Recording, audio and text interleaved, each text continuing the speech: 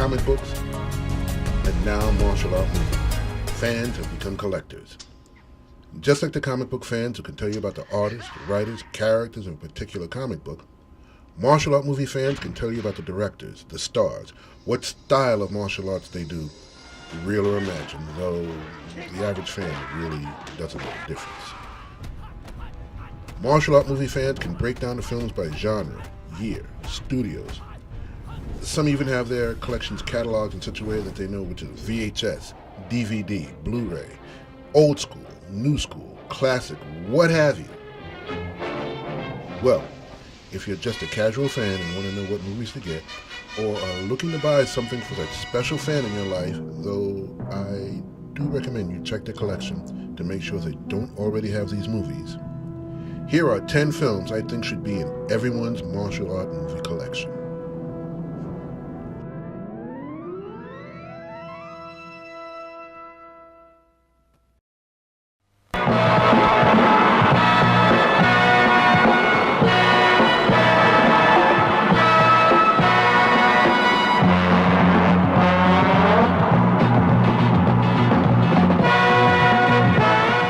Fist of Fury, otherwise known as The Big Boss, 1971. In The Chinese Connection, also known as Fist of Fury, 1972.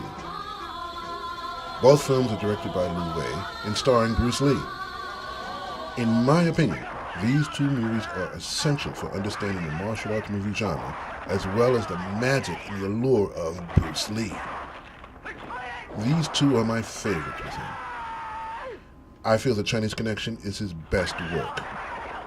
Real quick. American distributors didn't think the original title, Fist of Fury, was dynamic enough, so they decided to capitalize on the extremely popular, Oscar-winning movie, The French Connection, hence the two names.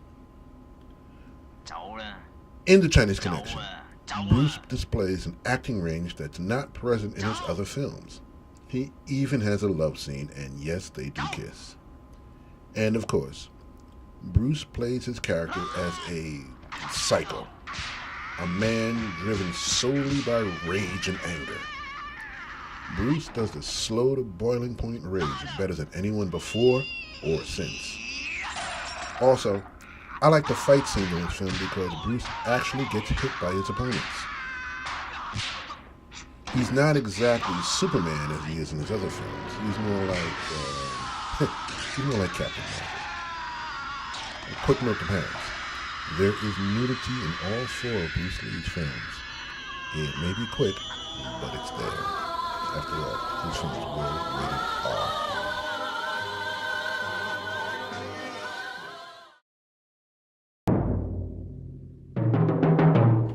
Sword of Doom, 1966. Directed by Kihachi Okamoto and starring Tatsuya Nakadai and Toshiro Mifune. Nakadai gives a remarkably intense performance as a samurai who you could say is a sociopath, one who's mastered an evil style of sword fighting. This is a very dark movie, reminiscent of a noir film. Nakadai is extremely magnetic, using subtle eye movements, barely discernible mouth twitches, and an eerie stare. Yeah, he can scare the devil out of you. Also, quick note, Mifune's role is barely a cameo appearance, but it is quite pivotal to the film. Also, watch for the scene where Nakadai's character takes on an entire fencing school. The choreography is incredible, the camera work is great, and his movements are absolutely poetic.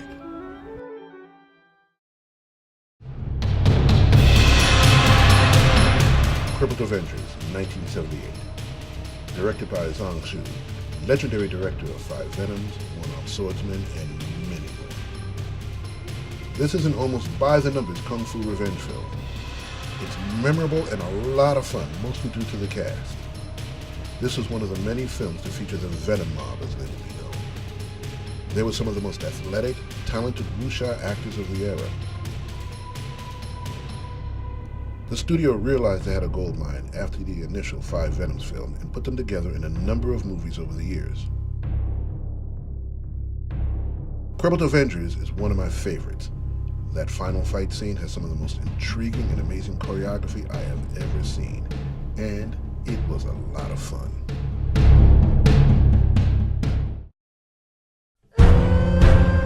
Ip Man 1, 2, and 3. Series directed by Wilson Yip and starring Donnie Yen as the legendary teacher Ip Man. Ip Man is also known as the teacher of iconic martial artist Bruce Lee. These movies take Ip Man's story from the Japanese invasion of China in the 1930s up to Ip Man's living in Hong Kong in the 1950s, also including the time he picks up a new student who would be known in the US as Bruce Lee. The fight scenes in these films are incredible, and Part 2 starring Sammo Hung is also a very good story.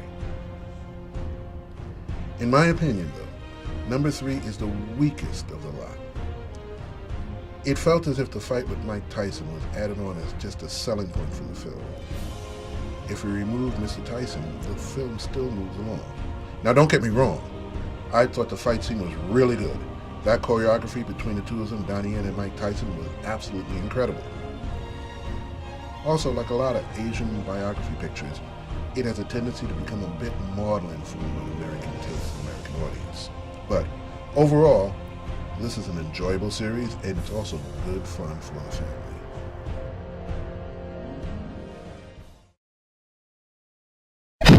Snake Eagle Shadow, 1978. Directed by Wen Wuping, starring Jackie Chan. This is actually the movie that introduced me to Jackie Chan. My good buddy Stan Rosell, who, by the way, did an excellent documentary on Jet Li's movie Fearless. Check that out when you get the chance. Anyway, back in the day, Stan and I were projectionists at Syracuse University. One of the things we had to do was screen the movies before we showed them to make sure there were no tears, ripped sprocket holes, and so on. So, on a Friday afternoon, we put the film in to check it out, and we were incredibly surprised. At first, we thought it was just going to be another typical kung fu film. But then we saw this scene. The old master runs up a wall, chased by the villain, Huang Chang-li. Jackie tries to follow, but he can't. He steps back, out of the frame, like he's going to try to build up speed so he can climb that wall. But instead, he gets a ladder. That was when we realized there was something special with this actor. Jackie successfully works his formula of pathos, comedy, action, and lovable characters, not unlike Buster Keaton and Charlie Chaplin. Well, in my opinion, you saw it in this movie first, Snake in the Eagle's Shadow.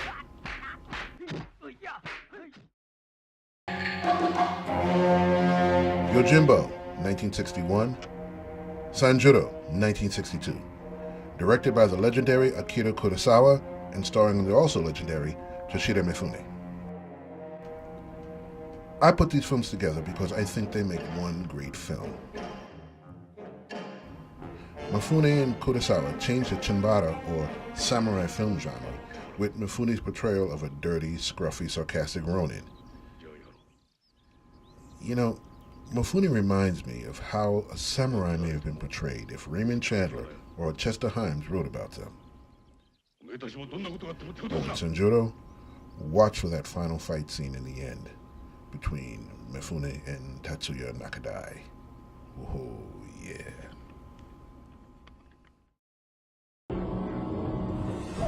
Fist of Legend, 1997. Directed by Gordon Chan, starring Jet Li.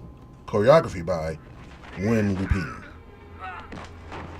This is one of those new school martial art movies made in the 1990s that is actually very good for martial art purists. There's no wire work and very little special effects. It's actually a remake of Bruce Lee's Fist of Fury or The Chinese Connection. Though Bruce played the main character as just a little off, Jet plays him as a traditional, straightforward hero. Though I may have preferred Bruce's performance, this movie is still good. Jet does a really good job. The opening fight scenes in the college were what made me purchase this movie when I saw it down at the 43rd Chamber.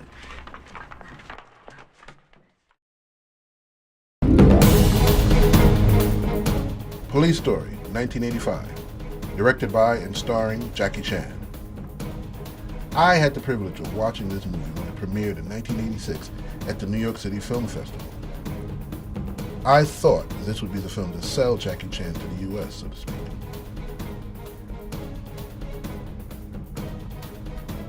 Now, originally, I didn't think of this film as a traditional martial arts movie.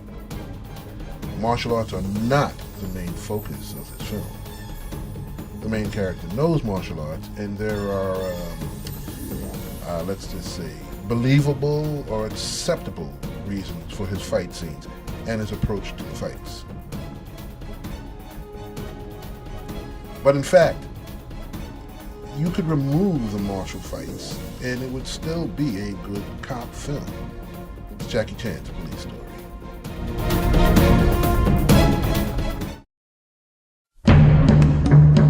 Musa the Warrior, 2001, directed by Kim Song-soo. This is an odyssey of sorts, as a convoy of soldiers and diplomats try to make their way through China back to the ancient Korean kingdom of Korea.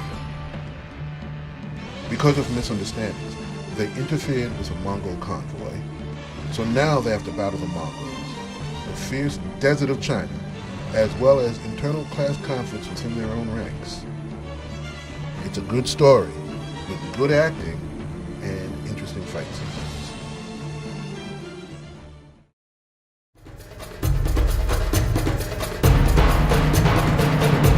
Killzone, or SPL, 2005. Directed by Wilson Yip and starring Donnie Yen, Sammo Hung, and Simon Yam. This is an intriguing police versus gangster story, Hong Kong style. It's interesting to see Sammo as a ruthless gangster with a soft spot for his family. Each of the supporting characters were allowed to shine, so to speak, and a couple of them really chew up the scenery. But the main thing about this movie is the fight scenes, capping it off with one of the best I have ever seen, Donnie Yen versus Sammo Hung. Though it's Hong Kong style, it is kind of realistic, as both combatants feel the effects of the fight, especially when it comes to that incredible conclusion. I highly, highly recommend this movie. Maybe not for the wives and the girlfriends, it is kind of violent. But a movie night with the fellas, especially if you're a martial arts practitioner. Yeah, this is a DVD to watch.